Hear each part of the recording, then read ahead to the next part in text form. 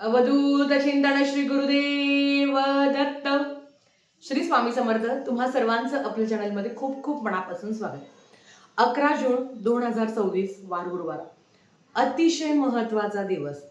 अधिक मासामध्ये काही दिवस खूप महत्वाचे असतात आणि अधिक महिना हा भगवान विष्णूंच्या अंमलाखाली आहे. त्यातल्या त्यात ह्या 11 जूनला एकादशी आलेली आहे, ज्याला आपण कमला एकादशी असं म्हणतो. ह्या दिवसाचं अनन्यसाधारण महत्व आहे. ह्या दिवशी अगदी पूर्ण अधिक महिन्याचं फळ तुम्ही ह्या एका दिवसाच्या सेवेने तुम्हाला मिळू शकता. हा दिवस अजिबात चुकवायचा नाही. त्यात गुरुवार असल्यामुळे आपल्याला खूप शुभ दिवस आहे हा, कारण आपल्याला गुरूंची पण सेवा करायची आहे आणि भगवान विष्णूंची सेवा करायची आहे. आता एकादशी म्हटलं तर बरेच लोक व्रतवैकल्य करतात. आता तुम्हाला सांगते, काही ठिकाणी असं आहे की आपण जेव्हा अधिक महिन्याच्या 2 एकादशी आहेत, तर ह्या 2 एकादशीला आपण कुठलंही शिजवलेलं अन्न खात नाही, किंवा जे म्हणतो ना गरम पदार्थ, म्हणजे कुठलंही शिजवलेलं अन्न खात नाही. काही ठिकाणी हे नियम पाळले जातात. काही ठिकाणी असं आहे की फक्त फलहार घेऊन दूध पण पित नाही, कारण दूध सुद्धा हे गाईपासून काढलेलं असतं. मग फक्त फलहार घेऊन एकादशी धरली जाते. प्रत्येक जण यथाशक्ती उपवास करत असतो आणि खरं तर फक्त उपवास करून काहीही होत नाही. उपवास या शब्दात मध्ये त्याचा अर्थ आहे की उप आणि वास. उप म्हणजे परमेश्वर आणि वास करणं म्हणजे परमेश्वराजवळ वास करणं. तर हे आपल्याला परमेश्वराजवळ राहणं म्हणजेच काय की दिवसभर परमेश्वराचं मनन चिंतन करणं. फक्त कडाक्याचा उपवास केला, काहीच खाल्लं नाही आणि मग लगेच परमेश्वर पावतो असं होत नाही. उपवास करून आपलं फक्त शरीर शुद्धीकरण होत असतं, पण आपला जो काही आत्मा आहे तो शुद्ध होण्यासाठी आपल्याला खरंच सांगते, तुमचे कर्म आणि तुम्हाला देवधर्म, देवाचं नाम जप करणं महत्वाचं आहे. आता ह्या दिवशी तुम्ही काय काय करू शकता. हा दिवस खूप महत्वाचा आहे, खूप मोठा दिवस आहे हा. कारण जसं 11 ते 15 हे दिवस महत्वाचे आहे. 11 ते 15 मध्ये जेवढी जमेल तेवढी तुम्हाला सेवा करायची आहे आणि सुरुवातच 11 तारीख म्हणजे एकादशी पासून होते. आता ज्यांना उपवास करणं शक्य होत त्यांनी करावं. काही लोक बगर खाता, खिचडी खाता. प्रत्येक जण यथाशक्ती त्या म्हणजे आपण आपले व्रत वैकल्य करत असतो.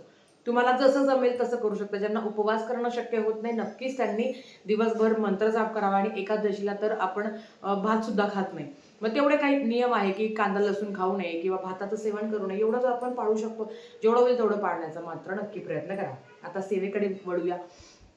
सेवा काय करायची आहे. भगवान विष्णूंची मूर्ती असेल किंवा बाळकृष्णाची मूर्ती असेल, त्याच्यावर अभिषेक करायचा आहे.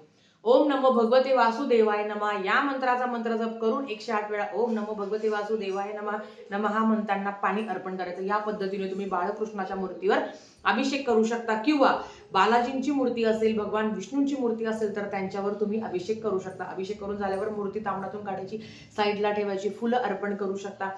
गोडाधोडाचा नैवेद्य किंवा साखरेचा नैवेद्य दाखवला तरी चालेल. हे करून झाल्यावर नक्कीच संक्षिप्त श्रीमद भागवत ग्रंथाचं पारायण करावं. आता बऱ्याच वेळा अशा कमेंट्स आल्या की एका बैठकीतच करावं लागतं का, लहान बाळ आहे ताई, आम्ही अर्धे अध्याय पठण करू शकतो का. आता बघा, खरं तर संक्षिप्त श्रीमद भागवत ग्रंथ हा एकाच बैठकीत करावा, कारण पित्रांची सेवा करण्यासाठी सुद्धा हा महत्वाचा दिवस आहे. अधिक महिन्यात पित्रांची सुद्धा सेवा आपल्याकडनं जेवढी झाली आपण तेवढी त्यांच्या चरणी रुजू केलेली आहे. आणि प्रत्येक एकादशीला जेव्हा संक्षिप्त श्रीमद भागवत ग्रंथाचं पारायण तुमच्या घरात होतं, तेव्हा कितीही प्रखर पितृदोष असेल तरी सुद्धा त्याच्यातून मुक्ती मिळते, मार्ग मिळतो, त्यांना मुक्ती आणि तृप्ती नक्कीच मिळते. आता संक्षिप्त श्रीमद भागवत ग्रंथाचं पठण करायचं आहे, तरी एका बैठकीत नाहीच करू शकत. तर काय करायचं, तर तुम्ही थोड्या थोड्या गॅपने, म्हणजे सकाळी थोडे अध्याय, दुपारी थोडे अध्याय, संध्याकाळी थोडे अध्याय, या पद्धतीने तुम्ही करू शकता जर तुमची इच्छा असेल तर. कारण आपण सेवा करतो ना, हे महत्वाचं आहे. संसारिक जबाबदाऱ्या, अडचणी सगळं पार पाडून एकाच बैठकीत करा असं नाही म्हणणार. तुम्ही करताय ना, हे महत्वाचं आहे. मग तुम्ही 2 टप्प्याने वाचू शकता किंवा 3 टप्प्याने पण तुम्ही वाचू शकता. थोडक्यात काय, पूर्ण दिवसभरात तुम्ही पारायण करण्याचा प्रयत्न करा संक्षिप्त श्रीमद भागवत ग्रंथ. त्याच्याच बरोबर गीतेचा 15वा अध्याय रोज पठण केला आहे, नसेलही केला तरी पण ह्या गुरुवारी गीतेचा 15वा अध्याय पठण करायचा आहे. गीतेची 18 नावं तुम्हाला पठण करायची आहे. पुरुष सुक्तम तुम्ही प्राकृतमध्ये म्हणत असाल, संस्कृतमध्ये म्हणत असाल, ते तुम्ही म्हणू शकता. ओम नमो भगवते वासुदेवाय नमः या मंत्राच्या जेवढ्या जास्त माळा तुम्हाला करता येईल, एक माळ केली तर अतिउत्तम, जेवढ्या जास्त तुम्हाला माळा करता येईल तेवढी करा.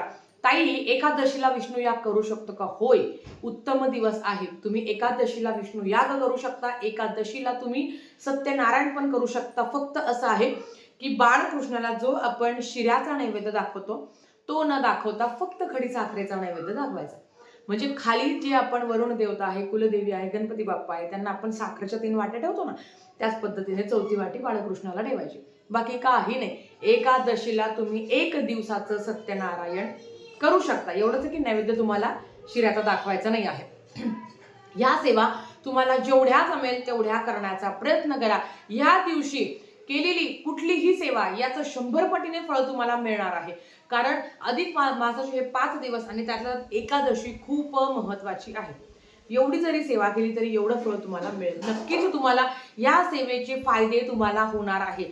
आता महिनाभरात आपण जे काही आहे म्हणजे जे काही पितृस्तुती स्तोत्रम आहे ते आपण दररोज वाचलं नसेल तर ह्या एकादशीला दक्षिण दिशेला तोंड करून देवाची पूजा करण्याच्या आधी सकाळी उठून सूर्याला अर्घ्य दिल्यावर लगेच पित्रांचं आसन वेगळं असतं. देवाच्या आसन, आता आसन म्हणजे काय अशा पण कमेंट्स आल्या होत्या. आसन म्हणजे काय? एखादं, आता आसनातच त्याचा अर्थ आहे. आसन म्हणजे काय? आपण एखादी सेवा करत असताना डायरेक्ट जमिनीवर बसत नाही, काहीतरी अंथरतो ना, ते आसन असतं.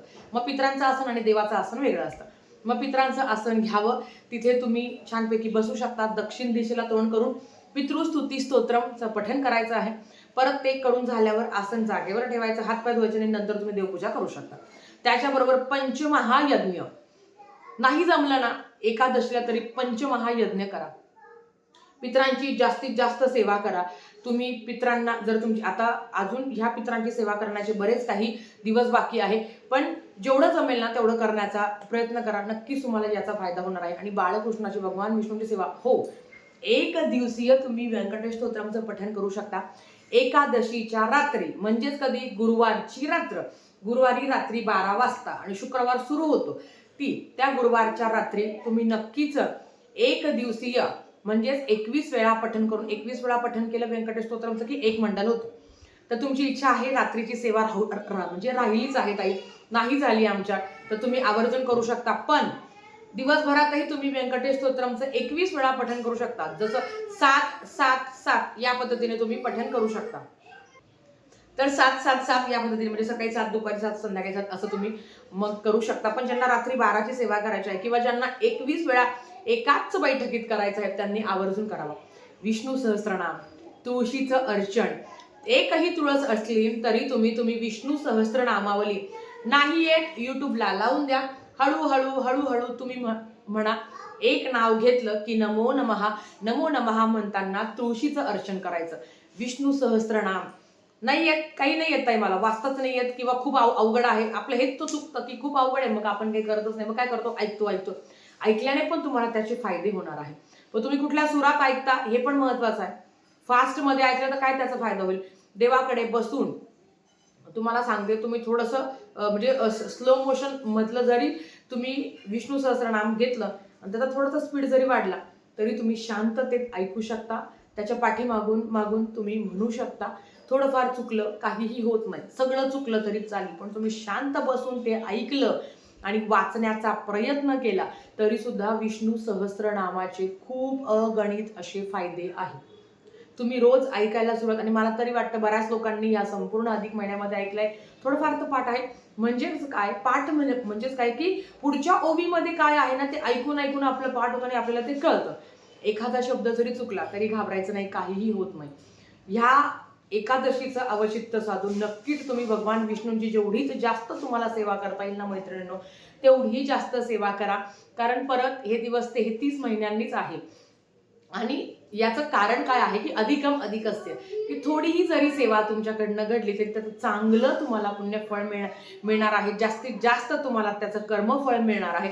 मग नक्कीच याचं अवचित्त साधून जेवढे जमेल तेवढं. आता सगळ्यांना संक्षिप्त श्रीमद भागवत ग्रंथाचं पठण करणं शक्य होतं नाही होत, मग तुम्ही